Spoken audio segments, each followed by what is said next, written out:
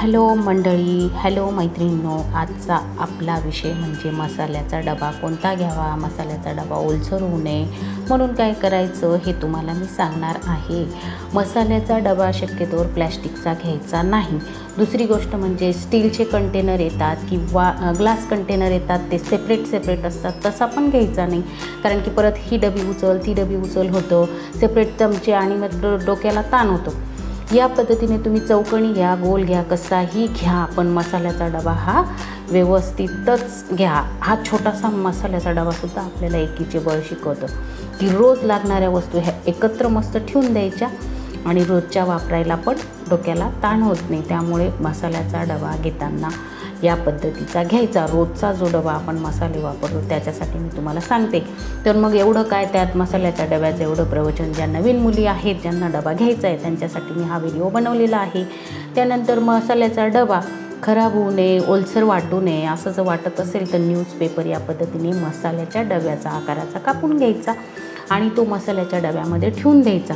शक्यतोवर 8 दिवसासाठी 15 दिवसासाठी आपण हा मसाल्याचा डबा तयार करून ठेवायचा. खराब झाला की परत आपण तो सुंदर साफ करून परत एकदा भरून ठेवायचं, म्हणजे आठवड्याभरासाठी आपल्या डोक्याला ताण राहत नाही.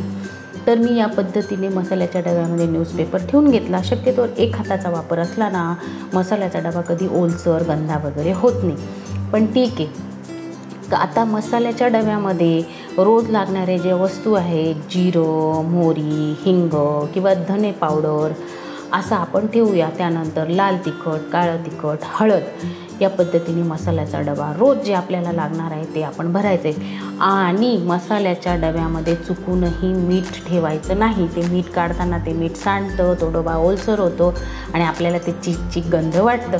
तर सरळ आपण जे दालचिनी किंवा मिरी असं काही वापरत असू, मसाले भात करताना, साधी खिचडी करत असताना एक तुकडा आपण टाकला की खिचडीलाही स्वाद येतो. तर मध्यभागी दालचिनी वगैरे तुम्ही ठेवायची, मीठ ठेवायचं नाही. किंवा तुम्ही जे वापरत असाल कश्मीरी लाल तिखट वगैरे ते ठेवायचं आहे.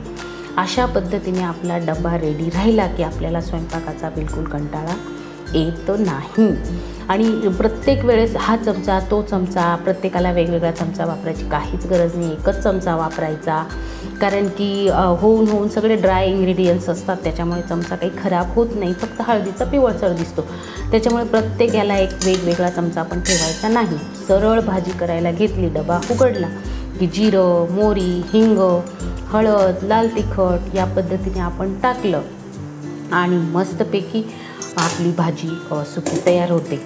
त्यानंतर सगळ्यात महत्त्वाची गोष्ट म्हणजे मिठाला सेपरेट ठेवायचं आहे. मिठाशिवाय कोणत्याच अन्नाला चव नसते, त्यामुळे मिठाला हे स्पेशली कंटेनर बनवायचं आहे. त्यानंतर सुकी भाजी असली की अर्धा चमचा, ओली पातळ भाजी केली तर 1 चमचा, भाजी थोडी वाढवली तर 1.5 चमचा. हा आपल्याला नेहमीच्या वापरानुसार सवय होऊन जाते आणि मग काय होतं, आपली भाजी कधीच खारी आणि या पद्धतीने होत नाही. मैत्रिणींनो, माझा व्हिडिओ तुम्हाला थोडा जरी यूजफुल वाटला असेल तर कमेंट, लाईक, हाईप करायला विसरू नका. आणि व्हिडिओ शेवटपर्यंत बघितल्याबद्दल तुमचे खूप खूप धन्यवाद. Thank you so much.